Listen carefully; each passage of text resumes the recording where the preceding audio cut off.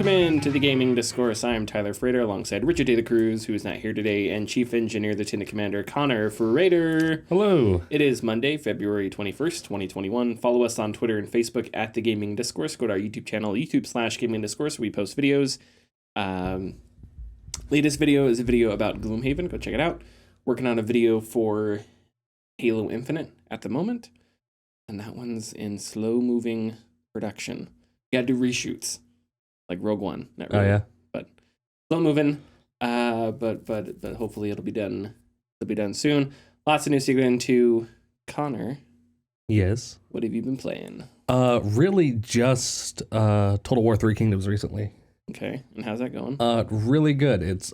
I'm really loving the romance mode. So you play the mythical side of Romance of the Three Kingdoms rather than what's more historically accurate. Sure. Having the gods among men as your generals, with these legendary warriors duking it out on the battlefield in between charging armies and underneath volley fire of arrows. It's epic, but like tiny, if that makes sense. Like it's just two dudes, but sure. there's this huge, colossal battle going on behind them. And it's really fun. If you're into strategy games, if you like the Total War series, I definitely recommend picking up the Dynasty mode, and it is really fun. Okay. And Is the that Dynasty like a long form. No. Oh, it's not. It's a weird naming convention for it. You choose 3 generals, and they act as your champions. Okay. And then enemies come wave after wave. And it's just your 3 guys against hundreds of... Yeah, exactly. And then occasionally they'll throw another general in against you. Okay. And yeah, it's really fun. So it's like Epic Battle Simulator. That But funny, it's janky. it's 3 dudes versus like 500 dudes. Oh, okay. Yeah. Cool. And of course, being, just the 3 dudes, it's very much the romance mode where, Guan Yu, the Chinese god of war, is like unstoppable, just sweeping a path through wave after wave of men, just charging forward, swinging his glaive around. Lu Bu just like pierces, like thrust his spear forward and like skewers 30 guys on it, something like that. Nice. Cool. It's ridiculous. I saw was it this one that got review bombed for some reason? Or was that a different game? I think it was a different game. Was it? Okay, because I thought I heard or saw a headline about it getting review bombed. And I think I remember the headline being specific to players from China. But, yeah, I don't know that. So we'll strike that from the record. Yeah. Okay. Anything else? Not really. I uninstalled Dying Light 2. Wow. Yeah. Not a... I put 18 hours into it and I just wasn't feeling it anymore. I was, putting off playing it to do other things, and I realized I was doing that. I'm like, well, I'm probably not going to finish the game then. Well, that's sad. Did you have any fun with it, or? Some. Okay. But once initially, as, you first play the game, there's the bit of the learning curve where you're, traveling around trying to avoid, being out too much at night. But once you find out that you can just cheese the dark zones where it's like a building that's been boarded up, once you figure out how to, clear them out really quickly, the game loses a lot of its difficulty. Just because then there's really no threat. The only threats are like trying to think of the variant zombies, so like the ones that are like the bruisers or the sprinters, stuff like that. Sure. Okay. And even still, with the game mechanics, dodging and everything, the attacks are very telegraphed, so it's easy to dodge. Okay. And so there's a huge difficulty drop off once you figure out dodging, which it teaches you early on. Okay. Interesting. Mm-hmm. Yeah, I remember the first Dying Light being really fun. And really, So do I. Really good. So I'm surprised that Dying Light 2 has taken such a... even on its own, just a single player, Dying Light was fun. Sure. And I don't know if maybe they were really trying to push playing co-op, but I don't know. It feels like a bit of a letdown because I feel like in co-op, unless they just, increase the number of zombies and infected in the game. I feel like going to co-op. Well, I mean, even if the game was too easy, then it's almost like it being made for co-op wasn't the problem. Yeah, that would be the assumption if the game were too hard. Then it's like, okay, then I obviously need a healer or another class to help me out. But if you're clearing stuff by yourself and it's not a challenge. For example, like the dark zones, again, they're houses or buildings that are like boarded up and they're like full to the brim with zombies. Okay. And it's supposed to be like these things where you're only supposed to go in there at night because that's when the zombies have cleared out. There's less zombies in there. If you get a UV light and just throw it in there, it stuns the zombies. All of them? Well, like the ones that are the more aggressive, like more infected ones. Okay. They're called virals. Oh, okay. The normal zombies aren't a challenge. Sure, because they're the normal dudes. Yeah, they're the normal zombies that are out during the day. They're not the ones that are like super zombies.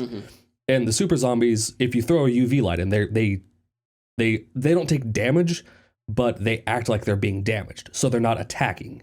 Oh, interesting. And they're afraid of the UV light. So it's you throw one of those in there, and you just go around swinging like a madman. And because the arcs are ridiculously large with your swings, you're hitting 8 or 9 zombies with a single attack, and staggering them back, hitting them again, killing 4 of them because they were the normal zombies. Then you just have the virals. And then, you know, if your UV light runs out, you just throw another one because they're not hard to come by or make. Oh, okay. All right, well. And the level up system is interesting because you have your overall character level. Then you have your parkour and combat levels, which level up depending on if you do more parkour or you do more combat, and those go into their respective skill trees. And then health and stamina you can increase independently by finding injections. They're like suppressants for the virus that you inject into yourself, and that for some reason allows you to be stronger and faster. Sure. And a lot of the injections are in dark zones. Okay. So you just run in there, clear them out. Then you get it. Yeah. You get a bunch of injections real quick. And And there's these areas that are supposed to be like little challenges where there's a viral that's like super agile and it'll like hop around from place to place. And you're supposed to kill it to get a key that unlocks like a special area. All the places I found to do this, they have explosives in them. Okay. So I'm able to just, pick up the explosive, the propane tanks that are explosives. Oh, okay. I just pick it up, light it up, throw it at him. It detonates right next to him. And then I throw a Molotov cocktail at him, and it detonates the one next to him again. And then he's on fire as well. And they also have one-use spears strewn about. So I just run to those, pick them up, wait for him to land his jump, throw it at him, stagger him, jump over to him, hit him a couple times till he jumps away, and just repeat. And there's a severe lack of difficulty in the game. Okay. And yes, I started the game on normal, but then I upped the difficulty because I was like, this is too easy. And I was still doing the same thing at the same rate. So, I don't know. It's too bad. Kind of a letdown. On top of that, the parkour was kind of janky. Yeah, and that's a big, because the whole thing about the first Dying Light was how good that parkour was. And the game is built around parkour. Yeah. A little like Assassin's Creed 3. For whatever reason, I remember the parkour in Assassin's Creed 3 being not great, and that's a problem in an Assassin's Creed game. And I don't remember if it was the case in the first Dying Light, but there's a lot of areas that mechanically, being a parkour-based game, mechanically having a whole bunch of stuff for parkour makes sense. But thematically doesn't make sense. Okay. Like bars sticking out of buildings that are just perfectly spaced to, swing it. Sure. And yes, I get it, gameplay first, but also, like, I don't remember that in the first one as much. I don't remember. I might have to go back and play it. Architecture worked in the first one. But I remember a lot of the first one being, or maybe that was just how I played, a lot of it being like grabbing building ledges and scaling up them. Yeah, that's what I remember. And the occasional like ledge running and stuff like that, or the object you can swing on. But this one, it's like every building has like this bar sticking out that has yellow tape across it that's like obviously like jump and grab here. And I don't know, kind of a letdown. I put 18 hours into it and then I uninstalled the game. Oh, I'm sorry. It is what it is. So fun. So I have played a little bit of Horizon Forbidden West. Forbidden West thus far is really good. I don't have a ton to say about it because I haven't played it very much. It's a beautiful game. It looks great. The intro sequence is actually kind of lengthy, which I was surprised by. But I eventually got to... There's an intro sequence, and there's an intro sequence in the open world. Yeah. There's like a mini, sort of like White Orchard in The Witcher 3.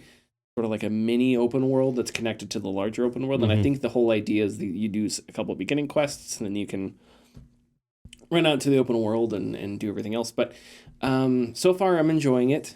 There's a lot I haven't sunk my teeth into. A lot of it seems pretty similar to the first game. You upgrade your weapons. There's other equipment. You gotta collect resources to upgrade and improve Aloy's equipment. So the first one was very much Far Cry, and this feels pretty Far Cry as well. A couple massive changes, well, not massive changes, but massive improvements, I would say. Conversations are really neat, and I don't know how long this is going to keep up, but when you talk with an NPC, it's always like a cutscene. Always. And I don't know if that, like, you know, if you play any RPG and you talk with an NPC and you just go to get a quest or something, the NPC will sort of just stand there and talk, and maybe they have 4, 5, 6 different animations. So, you know, you do this animation from The Witcher 3, you know, like this thing. No, I never really played Witcher 3 that much. You know, you recognize that animation from The Witcher 3 don't. Or this one from The Witcher 3, you know. So NPCs have like 5, 6 animations to express themselves. But in Horizon Forbidden West, it's there's a ton of there are in the beginning town when I went to pick up quests, it's almost like cutscenes.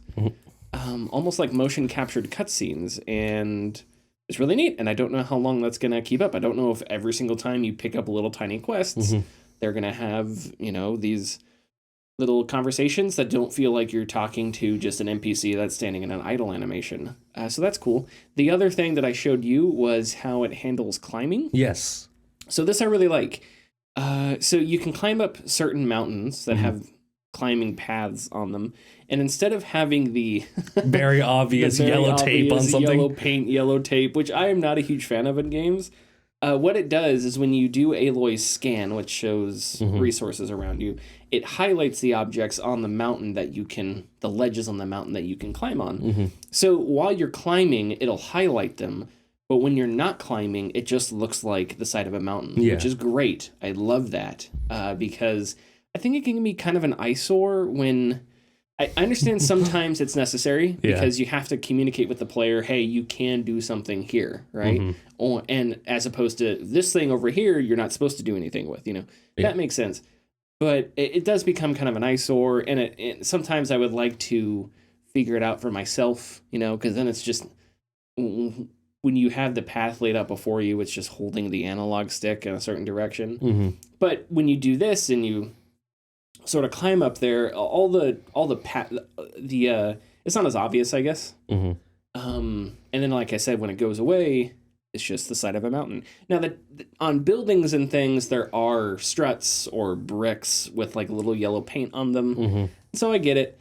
You know, you have to communicate which, you know, if the player sees a brick that's hanging out and a strut that's hanging out, it's like, which one am I supposed to jump to? So I understand that, but that is a change that I like very much as well. Other than that, yeah, I'll have to play it a little bit more. Like I said, I've played it maybe 3 or 4 hours. Okay. So not much. I love Aloy's character. I think she's, you know, I think Aloy's probably one of the more unique characters in video games. I can't think of How do you mean? Well, I can't think of too many characters that act like her. Jin from... She's not I don't know. I mean, you can tweak her characterization a bit. Yeah. Because she has different options. There are dialogue options, but every player has the same dialogue options. Yeah. Then there are moments where it's like you have 3 different emotions you can express. One of them is compassion, one of them is like toughness, and one of them is intelligence or something. And so you can tweak Aloy's personality, but there is a scene where you talk to a chef, and the chef is sort of working really hard because he's the only chef in this town, and he's complaining about how one of the bosses in the town sort of treats him like crap, and he's like, oh, I gotta cook this and cook that, and they don't give me the right ingredients. And so after their conversation, Aloy turned around and pointed at him and said, hey, and don't, hey, you better stand up for yourself. Like, it was a really assertive, really curt line that was written for Aloy. So there's little things like that. Or at the beginning of the game, you take what are these things called? Zipline. It's a zip line, but it has an elevator on it. Gondola. Gondola, thank you. You take a gondola, and the gondola driver sort of takes you down, and there's a priest there who's really pretentious and annoying, and he wants to be taken out of the valley because there's robots in the valley. But Aloy doesn't like it, so Aloy shuts the gondola's door and says, oh, where are you going? Like, so she's tough, but she's I guess I play her compassionately, but there's also moments where it is written that she's tough but compassionate. She's curt, but she's caring. I don't know. I think, you compare it to someone like Jin is just a Boy Scout, like he's just as perfect and good as you could possibly be. Not really. There's obviously some depth to Jin's character in Ghost of Tsushima, but or you compare it to Geralt. I think, not to say that she's better or worse than Geralt, it's just that's a different characterization. Yeah. She reminds me of Kira Nerys from DS9. Really tough, fiery, right? But doesn't mean that she doesn't have a personality or sense of humor. There's one point where there's a kid that a little boy runs up to her, and the little boy's like, Huntress, show me how to hunt. And Aloy gets a big smile on her face. Pulls on an arrow, run. Yeah, she's not Worf, just Kira. But I think that's really enjoyable to see a character. I just think she's unique. So I think that's really enjoyable to see a character like that in a video game. Or video game characters can kind of sometimes be not as unique or not as dynamic or interesting, and stuff like that. I think that's really the only thing I've been playing that I want to talk about. So I did play one more thing. It was the demo for the game Diplomacy is Not an Option. Oh, okay. Interesting. And Diplomacy is Not an Option is it's two parts, or it's two different games mashed into one. So it's part city builder, part board mode, I guess. Okay, interesting. So you start with a castle, some soldiers, some workers, and you have to build up a city, build up more soldiers as waves of enemies start coming in. Oh, okay. Like old Flash games or something. Yeah. Okay. And you have magic powers that you can unlock by building different structures. And it gets kind of ridiculous at times. Like one of the abilities you have is you can summon up these like undead soldiers. Okay. And I found out that there's little camps of like enemies around the map as you're building out that you have to run into and fight. Turns out those guys are really good at taking out those camps. And the magic costs a resource, and you get that resource from these camps. Okay. Now your undead soldiers only last a limited amount of time. However, I was able to spam out about 40 to 50 of them in this roving horde of undead soldiers, just sweeping through, clearing out these camps, getting me more resources, generating more of them. Yeah. Interesting. What's it called? Diplomacy is not an option? Diplomacy is not an option. Oh, okay. Yeah. And it's on PC? Yes, it is on Steam. Oh, I'll have to check that out. Right. Are we ready to hit the ad? Yes, we are. We want to give a massive shout out to the sponsors of this episode. They have been silently supporting us since the very beginning, and we felt it was time to give them some love. The like and share buttons have been at our side since episode 1 of the podcast. They can be found just beneath this episode. Please give them a click, it helps us greatly. If you're feeling lucky, click the bell icon to enter for a notification anytime we post new content. You may be surprised by what you get.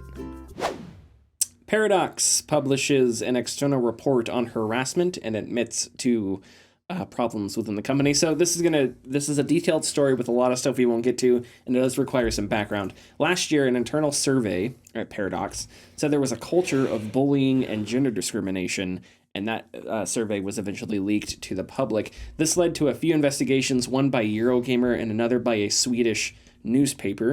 And the investigations did find a culture where women were treated as lesser, anything from comments made about their appearance to not being taken seriously in meetings or shouted down in meetings.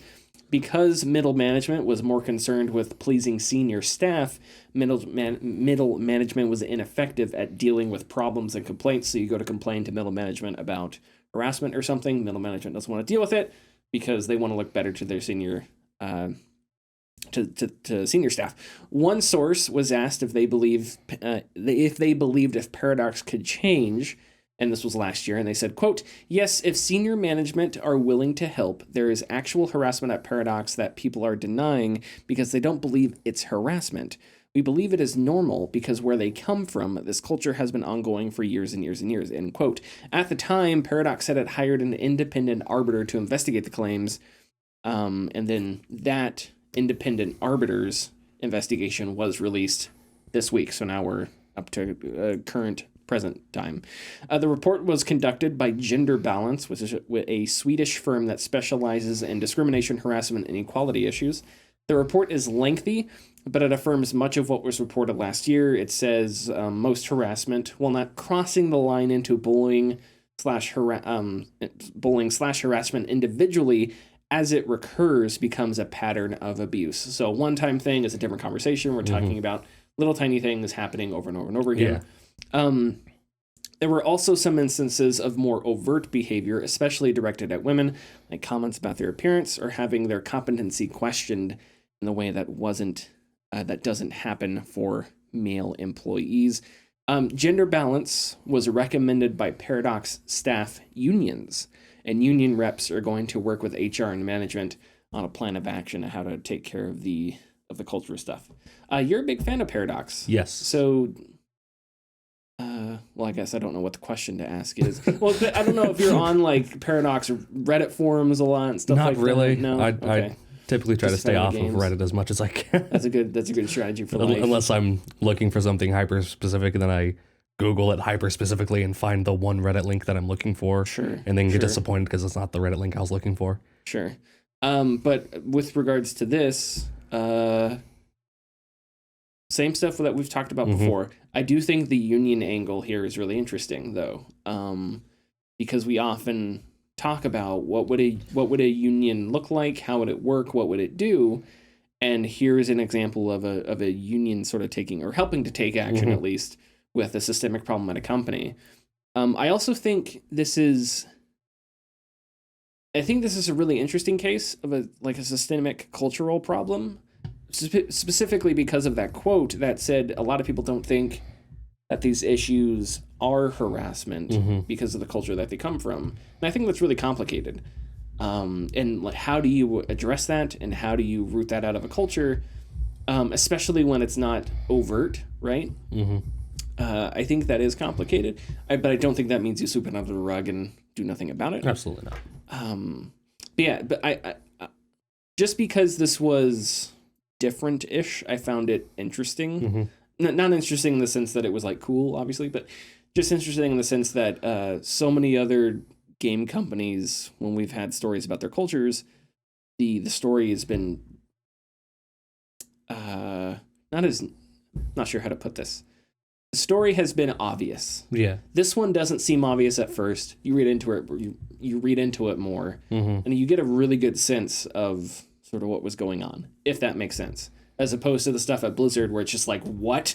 Like, how does that even happen? Like, how is this possible? But this, I think, is a little more, maybe the word I was looking for was relatable, because this is a little more relatable, because it has to do with littler things happening on recurring scales. Yeah. So it's easier to imagine. Much easier to imagine than Bobby Kotick threatening to kill somebody over a voicemail. It's just like, what? Like, what the hell are you talking about? Yeah. Yeah, I think that's everything. But yeah, sorry, as a Paradox fan, I don't know if you had a angle. Not to put the spot on you, but I mean, other than the stance we've taken all along, not really. make the improvements that Paradox needs to make, remove the people that need to be removed at Paradox that are doing things like this, and just improve the work life for everyone there. Yeah, I think that's something that we've seen is nobody has been removed. I may be wrong about this, but I'm fairly certain I'm correct that they haven't, gender balance hasn't uncovered anything that they would recommend removing somebody for. Now, that's kind of weird considering that they got stories about people making comments about women's appearance and stuff like that, but there have been people that have left the studio since this investigation began, I think. So that those people may have had something to do with it. Possibly. But with the stories, it's kind of But tough again, to tell. nothing has been, names haven't been dropped. No, yeah, names haven't been dropped. Speaking of companies with horrible cultures, Ubisoft leaves the door open for acquisition. In its third quarter earnings call, Ubisoft raised the issue of industry consolidation and then emphasized that Ubisoft's assets have never been so strong at a time when the assets are as valuable. During a post-release earnings call, CEO Yves Guillemot and CFO Frederic Duget were asked if this would be a good time to sell. Guillemot said, quote, "We have always taken our decisions in the interest of our stakeholders, which are our players, employees, and shareholders. So Ubisoft can remain independent. We have the talent, the industrial, and the financial scale in a large portfolio of powerful IP. Having said that, if there were an offer to buy us, the board of directors would, of course, review it in the interest of all stakeholders," end quote. Meanwhile, Ubisoft continues to push NFT bullshit, and a bitter Ubisoft says their demands haven't been met, and that's after 200 days of making demands. It's been 200 days. Yeah, since a better Ubisoft first tweeted out, and I don't think we need to pull them up, but they it was like a better seat at the bargaining table to come up with solutions on how to fix things. Do you think it is too cynical to I don't know Yves Guillemot, but do you think it's too cynical to think that there's a chance that they sell the company, cut their losses, and just get out of Dodge? No. I mean, again, it's been how long since the Ubisoft story dropped with all the Summer 2019? I think so. Right? I think it's been the past 3 years has been one long year, so yeah. And to this day, we still have nothing from Yves Guillemot on that other than, hey, I was a victim too. Yeah, nothing that I've seen except for that really wishy-washy apology, both in the video and in that famous quarterly report or whatever, where he was asked, you knew, you didn't know, or you kind of knew. And in any scenario is bad. And he was like, well, blah, blah, blah, blah, blah. And I'm like, okay, thanks, Yves. So yeah, I don't think it's too cynical to think that he could be using this as an opportunity to avoid anything, just leave the company on a high note, if it were. Sure, yeah. But also, there's a lot of bullshit in that quote he just said. Ooh, like what? Like, we've always taken our decisions in interest of our stakeholders, which are our players, employees, and shareholders. Yeah, two of those three don't count. Especially the employees. Especially the employees. Again, 3 years with nothing. And not listening to their employees when they're like, hey, maybe not NFTs. And they're like, no, you guys just don't get it. Just don't get NFTs it. are the way. Get out of here, Didier. Yeah. So really, they take the interest of their shareholders at the utmost importance, or the stockholders at the utmost importance. Sure. And players secondary, and they'll consider listening to their employees every once in a while. Yeah. Now let's. Is that too cynical? Probably. I don't know. I don't think so. These companies don't deserve. You give them an inch, they take a mile, kind of a thing. They don't deserve any sympathy. They don't. When I say company, I obviously mean upper management. I mean CEOs. I mean Bobby Kotick, Yves Guillemot, blah blah blah. The employees has a different story, obviously. Yeah. But I'm at the point where it's just like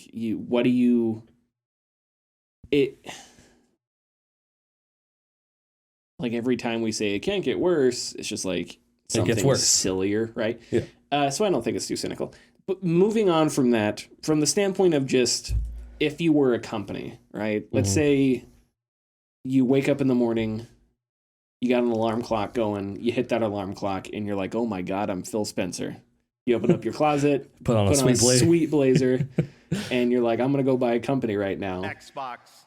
Would you consider Ubisoft and its IPs something worth throwing down on? So let's see. PlayStation 2, consider your Jim. We don't have a Jim Ryan quote. We can't have cross-platform because kids. There, that's the Jim Ryan for the children. For the children. Let's see. Thinking as Phil Spencer, we could make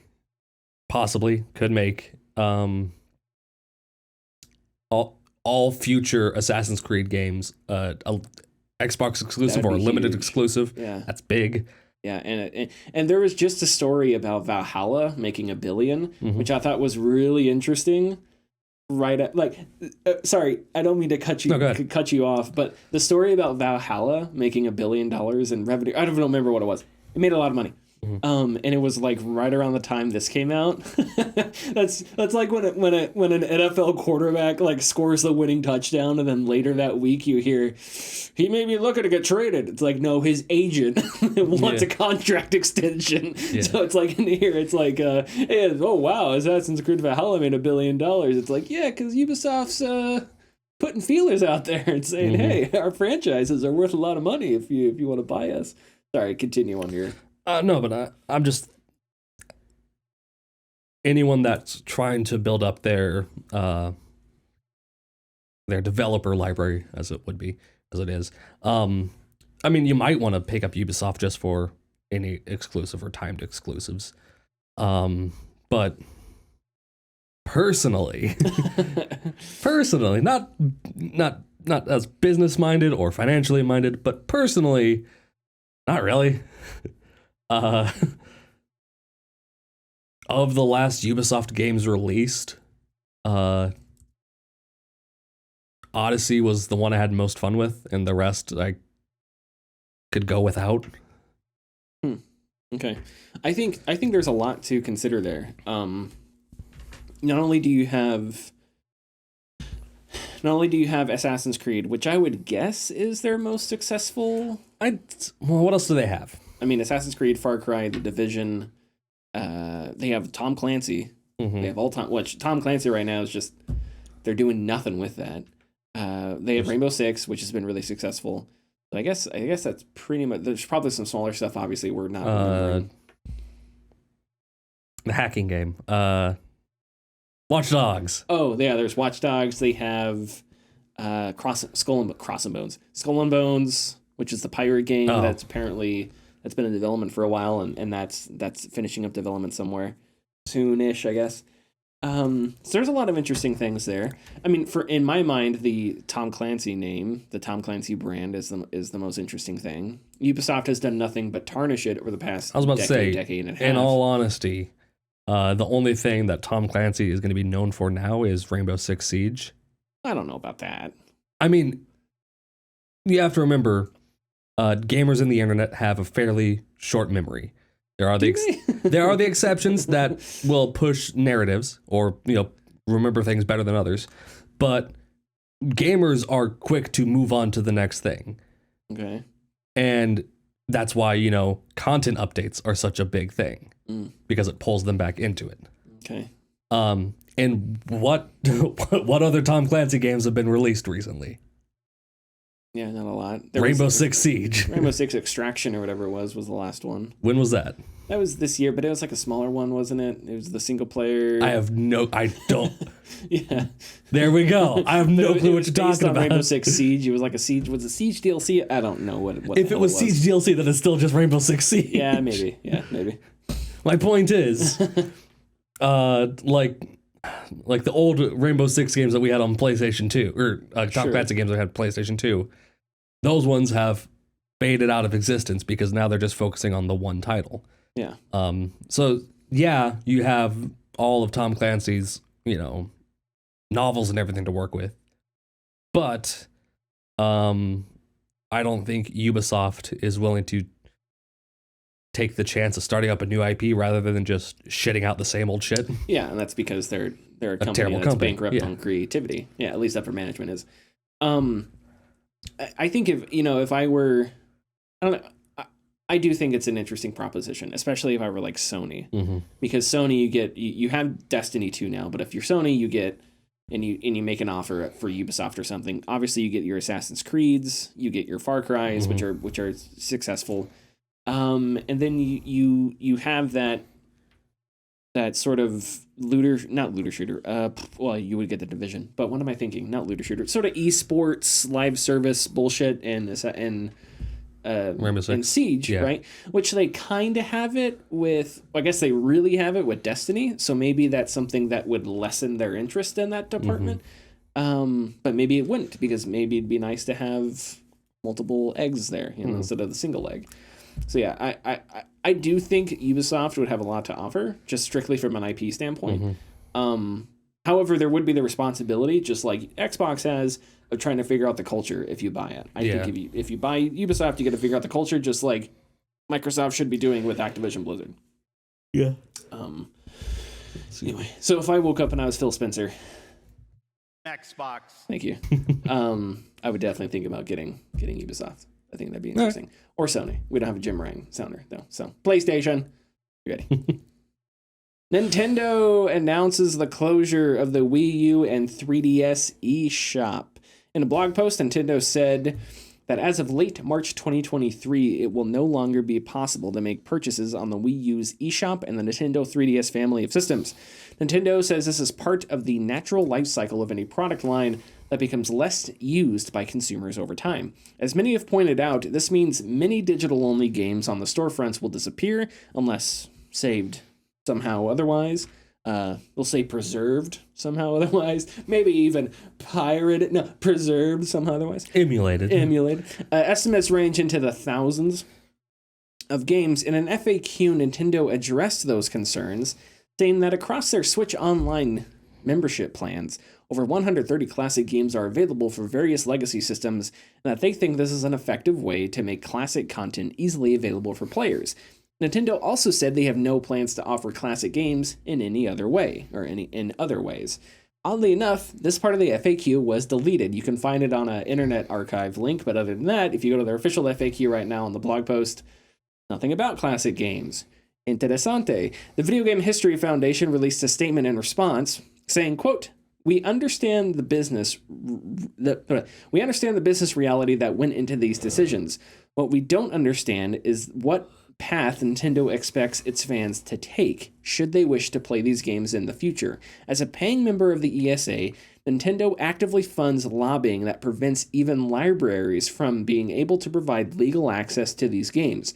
Not providing commercial access is understandable, but preventing institutional work to preserve these titles on top of that is actively destructive to video game history. We encourage ESA members like Nintendo to rethink their position on this issue and work with existing institutions to find a solution. End quote. God damn. If only Richard were here. Yeah. Because that is a great paragraph. That's one of the best paragraphs we've ever read on this show. Belongs on r/murdered by words. Yes, it does. It belongs on I'm sure there's a video game on the next United States Constitution. Yes. How many amendments do we have? 25? We need a 26th amendment, and it's just this picture. And just stamped onto the Constitution of this paragraph. Okay, so the Video Game History Foundation, Frank Cifaldi, a few other people. We'll have them on the show next week, not really. They're 100% right. And here's the thing.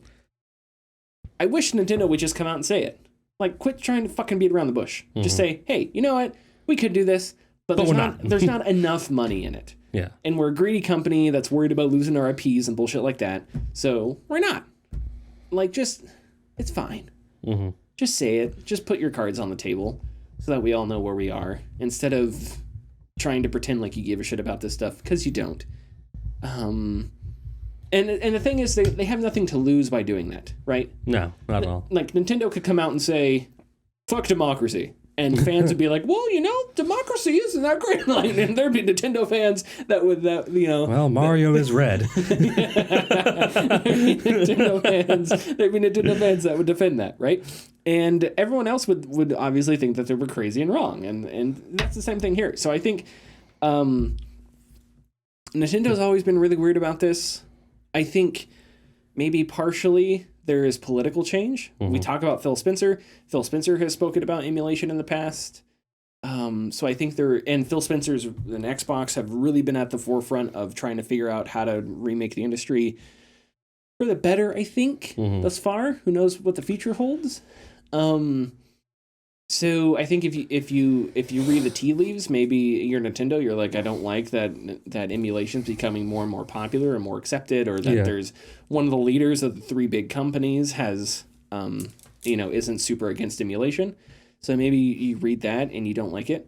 But yeah, I totally, and Frank Cifaldi in one of his GDC talks, he said, and this is something that I'm attributing to Frank Cifaldi, but it's obviously not something that he came up with, at least I don't think. But you can't leave content preservation up to the content owners, right? Yeah. Because when you're a big corporation, history, the integrity of your industry, and the integrity of your own company, you don't give a shit about any of that. Mm-hmm. Nintendo doesn't, Xbox doesn't, as much as we love Phil Spencer. Xbox doesn't, Sony doesn't, blah, blah, blah. All companies, they don't.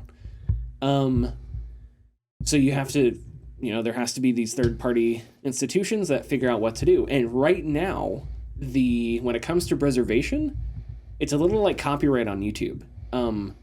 The law is just so insanely skewed away from preservation, from libraries and stuff like that. It's ridiculous, right? Just like on YouTube, when you get a copyright claim and you have a 2-second video clip, it's like this has nothing to do with the threat of Sony losing, the legal rights to a movie or not being able to profit off of one of their IPs. This is about them being greedy and not wanting to respect fair use. And it's the same sort of thing with preservation. It's not about you can't do it or you don't have money to do it. It's just you're greedy. You don't want to have to deal with figuring out how to institutionalize this because it's just easier to hoard everything like Smaug, and they're just as lame as those movies. Take that.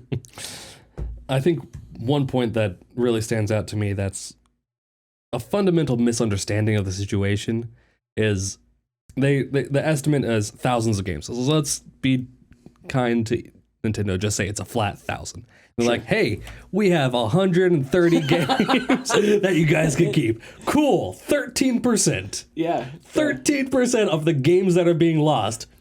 That's fine. Yeah, right. And then their next point was, and we don't have plans for anything else. So, fuck you. Exactly. It's like you're willing to throw away 87%. Yeah. Sorry, not to cut you off again. I've been cut. I'm sorry. That's I'm fine. just a horrible. I'm used to I'm it. a horrible human being.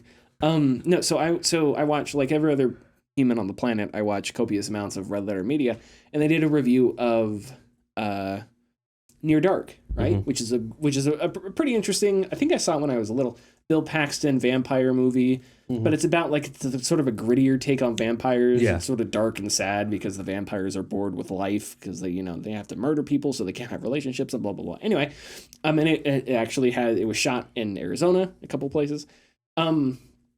Anyway, Near Dark you can't find anywhere now. At least when they put out the review, which I thought was really interesting. And Near Dark is not a movie from 1926. Yeah. We're talking about late 80s, early 90s here. Or maybe it was late 90s. So this movie is not old, and it's not like it was really bad, right? It was a decent movie. It's fine. But it just can't be found anywhere. But then again, you have movies like Uncle Buck. Uncle Buck's just goddamn everywhere, right? If you want to watch Uncle Buck and you have a screen somewhere near you, you can get Uncle Buck on that screen somehow. But sorry, the point I was trying to make was physical media is important because of that. And all the digital media that we have now, that's a dangerous proposition when you think about that. Because the reason that these things happen is random companies own rights, buy things, blah, blah, blah. Yeah. And then things get lost in the shuffle. And all of a sudden, because companies are greedy and stupid and dumb, They don't have to deal with any of it. So I think preservation is important. I can just hear the people like, well, why does any of this stuff matter? It's like, well, it's history. It's part of what's being made. The point is somebody made it, and if one person wants to play it, why shouldn't they be able to? Because a company wants to hoard IP. It's like, that's a dumb reason not to. So anyway, there's my speech. Frank Cifaldi on the show next week. Not really. Do you have something you wanted to say? I was trying to see if this was actually, because I found Near Dark on. Oh, it's expensive. Yeah, on Amazon, $106. Yeah. You can get a DVD or Blu-ray for $106, right? Which is ridiculous, right? It's ridiculous. You got eBay for $60 pre-owned. For how many? 60. Yeah. That's $10 less than the PS5 version of Horizon Forbidden West. Okay, are we ready to? Oh, wait, there's that one. $10 on eBay. Really? Yeah. I think that's the right movie. Let me see. That is it. Yeah. Oh wow, look at that. Maybe you can find it some places. Huh. Well, there goes your whole argument. Yeah, I guess. Yeah. Somewhere. Fuck the 80% of games. We only need those 130 out of those thousands. Okay, but still, the fact that there's one eBay copy for $10 for $10, yeah, doesn't negate my argument. No. But anyway, okay. Do you want to play the tidbit sound? Sure. Just because. A man discusses the news, but not like the big news, the little news. Little bit. This is the tidbits. Okay, and Richard will be back next week with tidbits. With tidbits, hopefully. All right, and we'll see you next week. Bye.